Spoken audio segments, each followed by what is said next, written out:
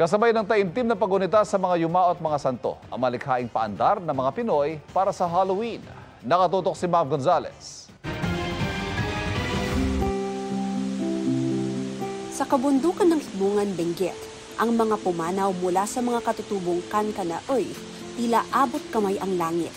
Ang kanilang mga kabaong nakahimlay sa matatarik na bangin.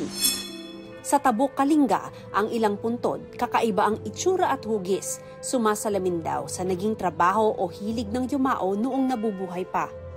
Tuwing undas o may lamay, isa sa mga handa ang puto, gaya ng mga gawang Kalasyaw, Pangasinan.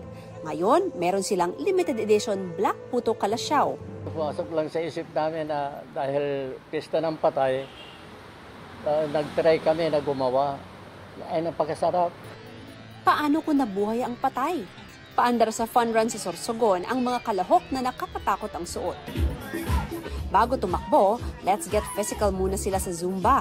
Mahigit 1,000 ang nakisaya sa aktibidad na inorganisa ng pulisya. From aswang na nag-Zumba to elemental rampa. Sa Tumba Festival sa Paway, Ilocos Norte, naglipa na ang mga multo, aswang at maligno.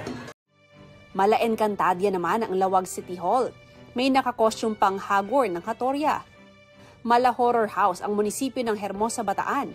In character ang mga empleyado. Maging sa Boracay, bihis Halloween ang mga hotel.